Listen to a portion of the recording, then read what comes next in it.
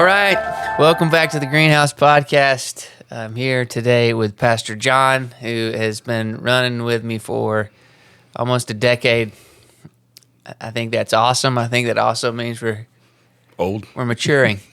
So today, we want to have fun today. And I think people could use a good laugh. And sometimes you laugh with people. Sometimes you laugh at people.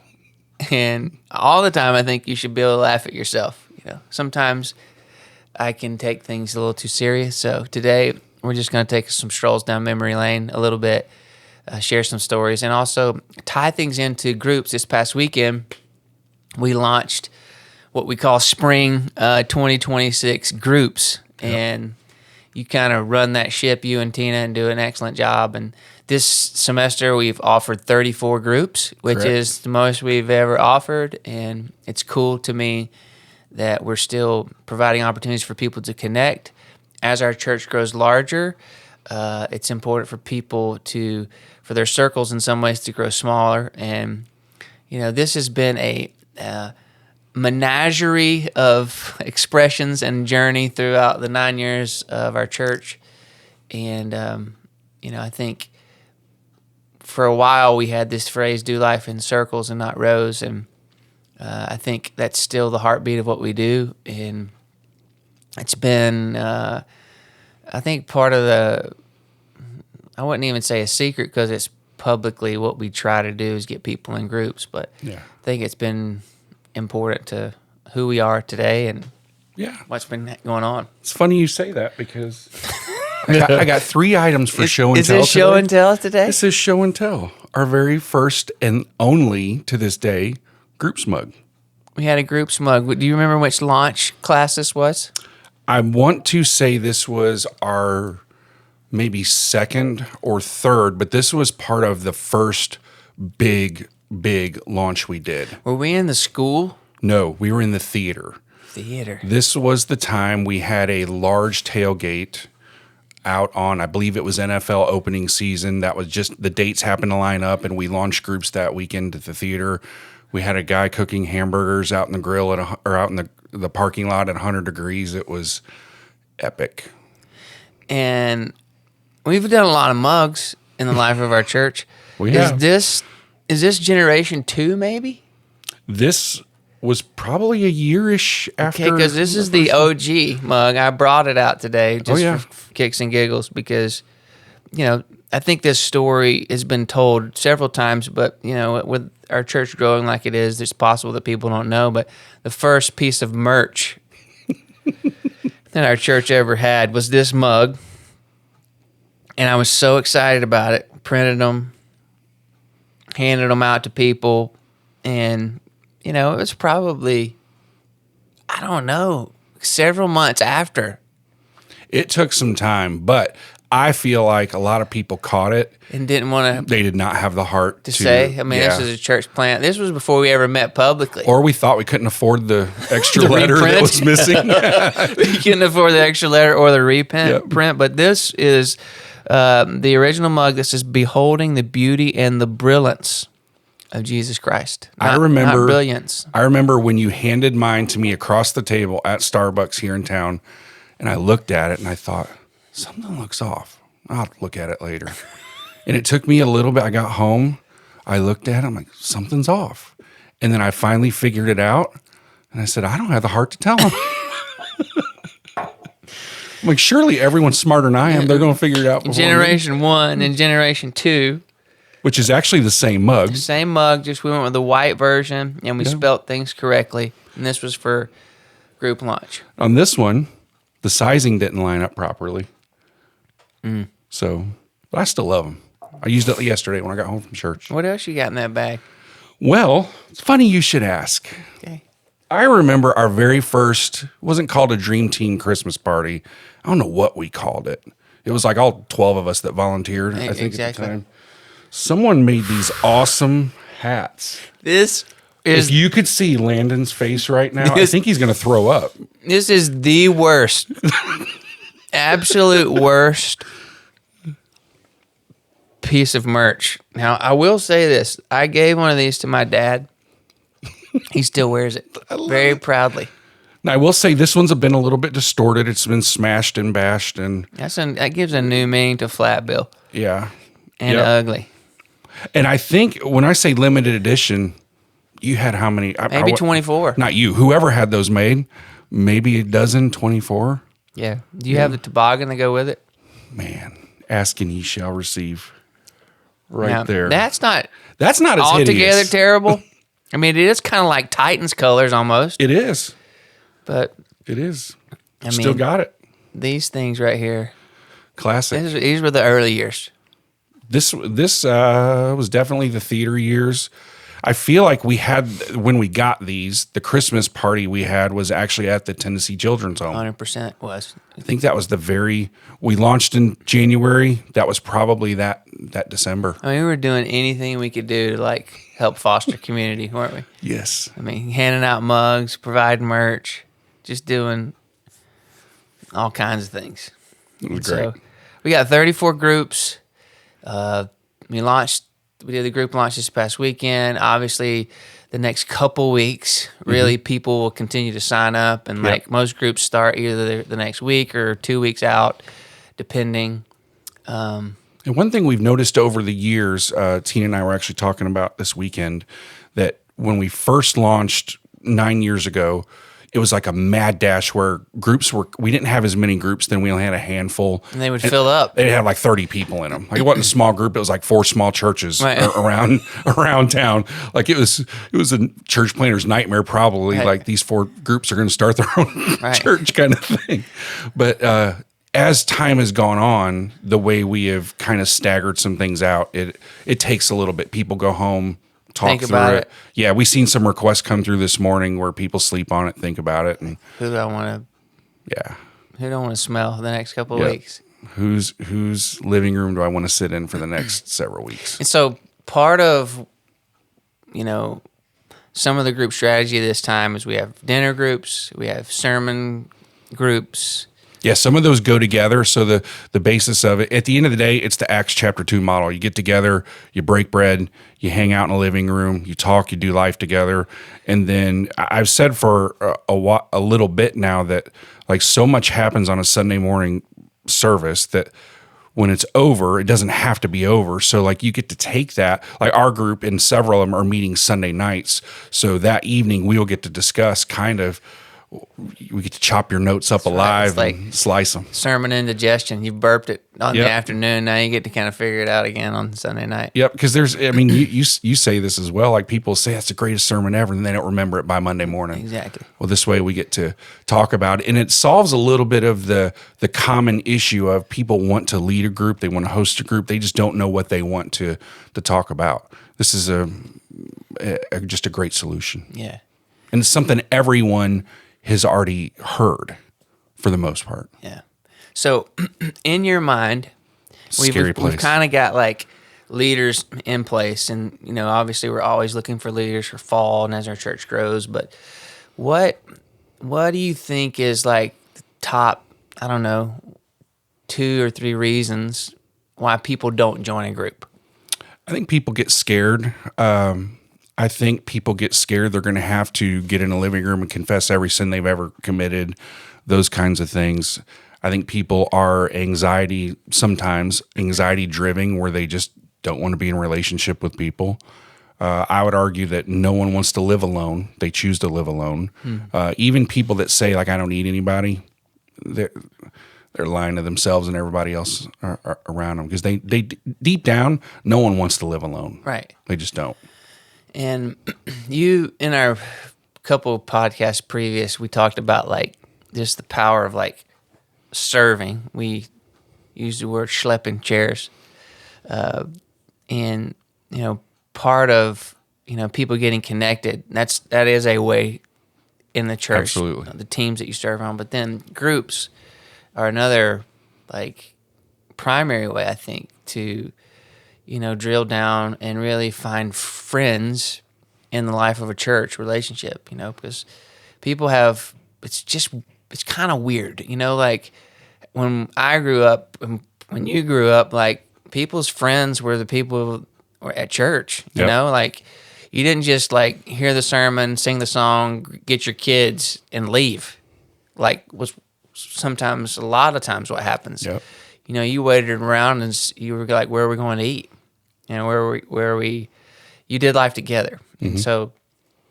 And I think people are so busy. People have so many other different groups fighting for their time and their attention. But I think a small group is an intentional way of, listen, I'm going to give church friends a chance. Yeah. You know, and I just think it's important. Yep. And we have always worked and still, so a little bit of a glimpse into the future, but not giving it away. Over this last, groups launched yesterday, and I feel a slight relief because the way we launched them and the way we design them, this will be the end of how we've done it. Very similar over the last 9 years, but tweaked it. But we've hit a point in our church where I really felt like we have to erase it all, go back and start building a new blueprint. And as I've started to do that, which I should probably share some of that with you at some point. Great. I've went back to a little bit of the roots that just make me light on fire inside, excited. Yeah. So, we have some comical large church stories. I actually would like to get these printed for the next group launch. Yeah, well, those would be like sitting. No one would take them. They're so bad. It's bad when you find old church merch in a Goodwill. I remember that. Oh, someone said they didn't want to wear that anymore. But share with me and with us like a good group's story. Best moment, worst moment, funniest moment, whichever one you want to do. I got one that I want to share because I am still the longest tenured small group leader in our church. Yep. And, now Thursday was Fridays for the longest period of time, but now every Thursday morning, if I'm in town at 6 o'clock, I'm at the Fainting Goat with 35 to 45 of my closest friends. And that gathering weekly has produced some interesting moments, but I'd like for you to go first. Good Lord. They're countless. This could have like a 20-part episode, but probably one of the funniest that I remember, and this may not be funny to some, it just tickled me to death. This was in probably the first or second round of groups. We're meeting at someone's house. We're all around the kitchen island getting food, all the things. Walk into the living room to go sit down and talk to people, and we have a guy passed out in the chair with his plate in his hand, and he's just sawing logs. Snoring, I'm pretty sure drool was running down his mouth, all the things, and I just could not help but die laughing because, like, why are you here? It was so exciting, huh? Yeah, another fun one. We're having a group one Sunday night, same house.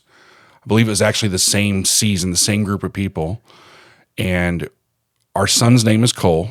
He wasn't 19, big, hairy, and burly like he is now.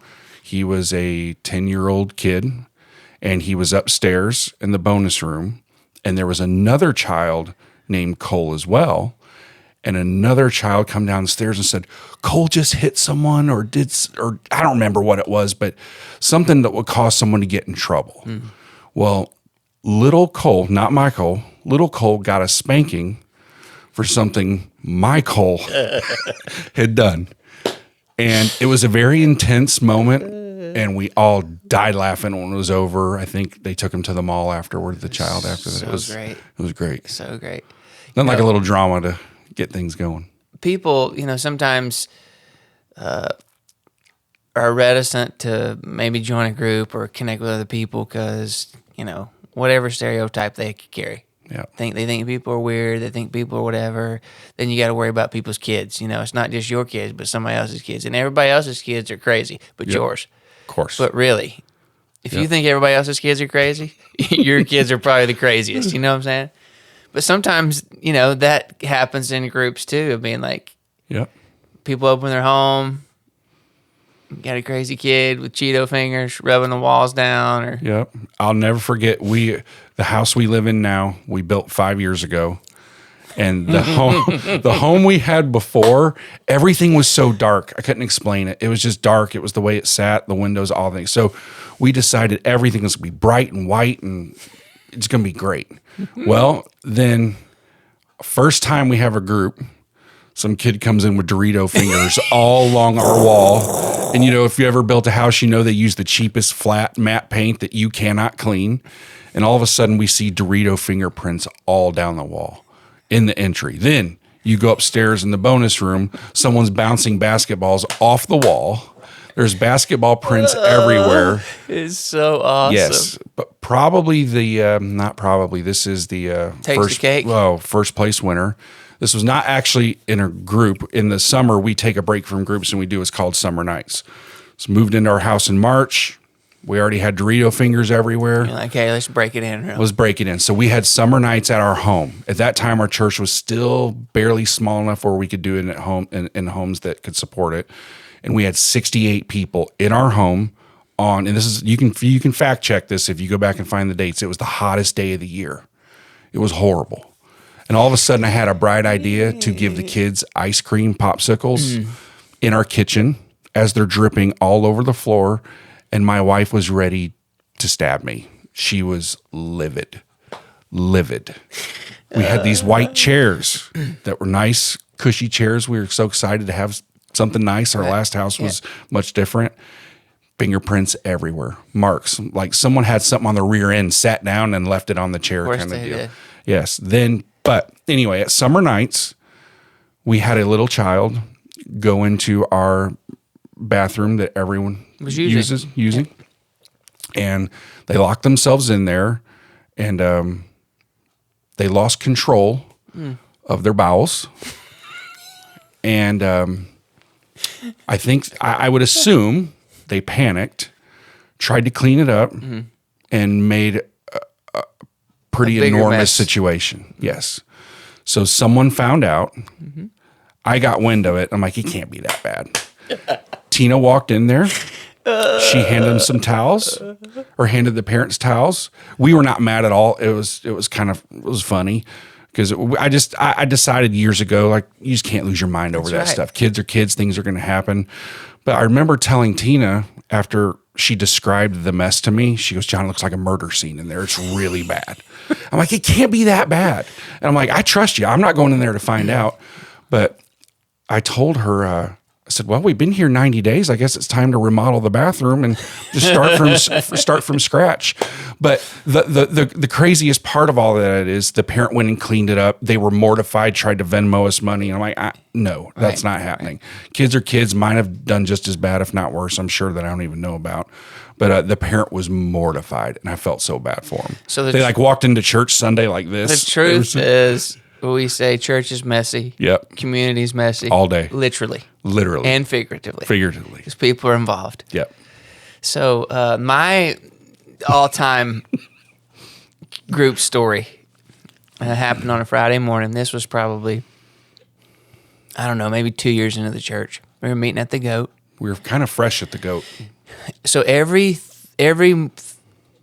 group that I lead on Thursday morning, the guys, I send out a video and I have a question that we launch every group meeting with. We have a scripture that we're reading and we're talking through, but then every group launches with a question. Could be, what's your favorite thing to get at Chick-fil-A? Where's your dream vacation? If you were an athlete in the Winter Olympics, what would you want to win a gold medal for? Well, and sometimes they're great questions, and sometimes they're just a little, I don't know, you probably wouldn't ask it on a Sunday morning. So this particular week was that. My question was... This is a deep one, very deep. If you have to pick your nose in the middle of the night, or right before you go to bed, you're laying in bed, what do you do with a booger?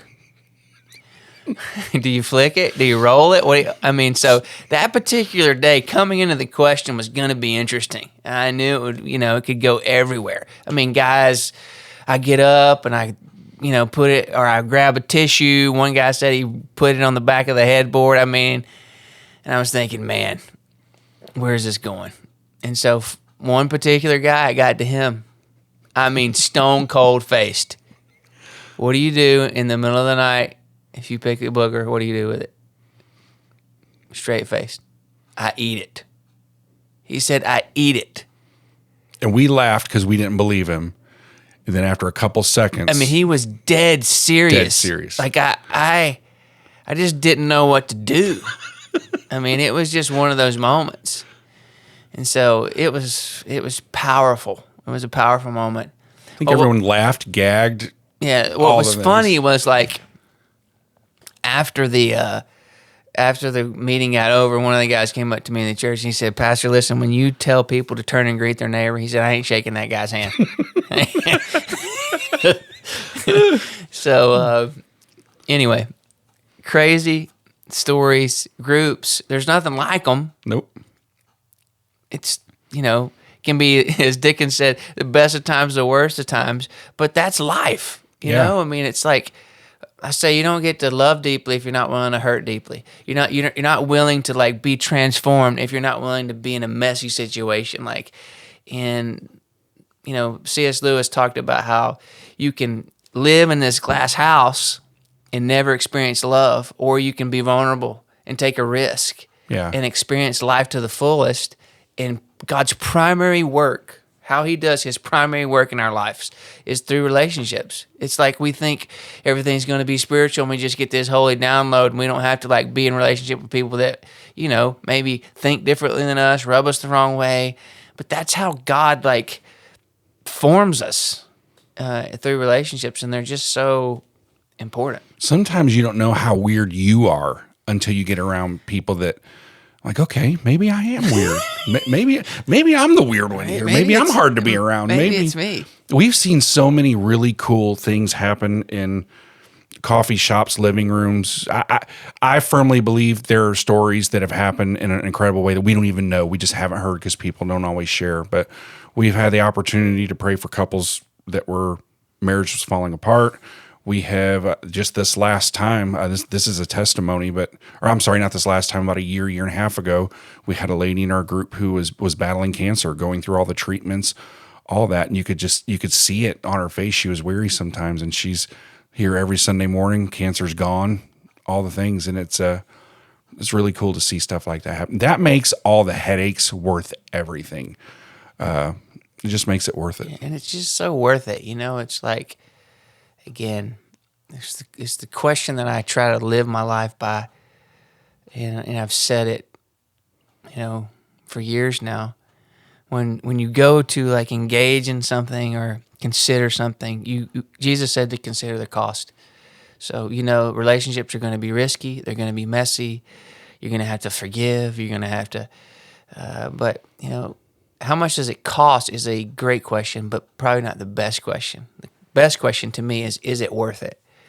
And, when it comes to being involved in relationships and being in a group and being connected, like it's God's way of like transforming our lives. And even said it yesterday, it's like God transforms our life that way. And even the mandate that he gave us to make disciples, it happens through the person of the Holy Spirit and the church. That's what was birthed on the day of Pentecost, to fulfill the kingdom mandate for people's lives. And so I'm a part of the church by being connected to other people. Yeah, and people get nervous about if this person's going to like me, am I going to like them? Are they going to annoy me? Are we going to argue? All those 90% of that is just lies from the enemy. 100%. But if you open up your Bible and restart in Genesis 1, you'll see all the way to the end. People fought, they killed each other, they did all kinds of things. They had affairs with family members, spouses. Like the world's been broken. Yep. People are broken, but there's redemption at the end. Yep. And that's how we get healed. Yep. In the context of relationship. I have a funny 3 things just came to my mind that are great from the early days. If we got time for this, at the theater, I'll never forget being so excited. Like, this is the first church plant I've ever been part of. We don't have to set up chairs every Sunday. I thought I had hit the church jackpot. Oh, yeah. Then we had this monstrous stage that we had got. I don't remember the whole story, but we got this stage, and mind you, the theater, it was such a good idea at first. I mean, $1 million idea. Yeah. The theater, you're looking down. Yep. You got the world's biggest screen. It's a media guy's dream. Yep. But we had the idea to get this stage that was literally 6 inches. 6 inches, 12 inches off the ground. And the way you had to carry it in, it was like true, like Bridgestone setup, tear down stage. It was pro. Touring. It was great. I'm sure it said Tim McGraw on it or something somewhere. Well, I remember having to take like 4 guys, turn it and twist it, scraping the rails out of the theater and all that. And your shins. It was just terrible. It was horrible. And loading that into the trailer, it was on a rack. And loading, I don't know if you remember this or not, loading it into the trailer that sat on blocks. I kid you not, we drove this thing up or pushed it up on a wooden a wooden sheet of plywood every single Sunday. Someone went to Lowe's every Sunday for about a month until it broke. Then we're like, we got to figure this out.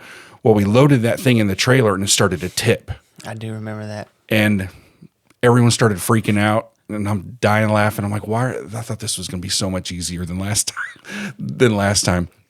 I don't know if that was the same setting or Sunday, but we had a guy who he hasn't been around for a while. I think he was a friend that came from Florida with you. He always wore jogging pants and he carried a pistol, which was great. And I'm like, good, we're secure, all the things. Until he leans over in the parking lot. It might have been to catch that trailer. I don't know. But all of a sudden, his Glock goes flying across the parking lot. We all hit the deck because we thought we were all going to die right then. Like, what are we doing here? The plywood broke every week. And then finally, at that time, I was in the material handling business still.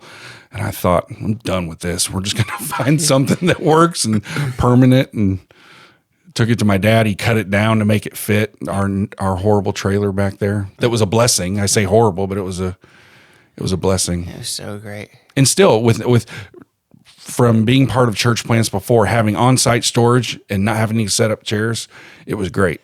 But we made it hard on ourselves in other ways. Yeah, we were just. Then there's the bounce house that went up every Sunday morning in the lobby. Yeah. Every kid that walked in just lost their mind over this monstrosity of a bounce house in the It's one of those things, like, to think, man, that we still have a church. It's just the kindness of God and His providence, and that people can still have opportunities to connect and find relationships. I think about all those things as well along the way, how people have found some of their lifelong friends. And we've had people say in our church, like, these are the first set of Christian friends that I've ever had. Like, it just blows my mind, Proof in the pudding to that is there are people I know for a fact that met at our church that are still very, very close friends, and neither of them go to Christ Chapel anymore. Right. So that's just and it's a kingdom mindset anyway.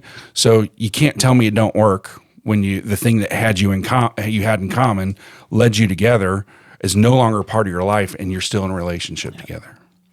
So I would just say, as we close out again. For people that maybe aren't living life in the circle of Christ Chapel, you're listening, your friends, or whatever, like, again, do the work of, like, finding like-minded people that you can, hurt deeply with and love deeply with. That's part of the kingdom, because it's how God changes our life.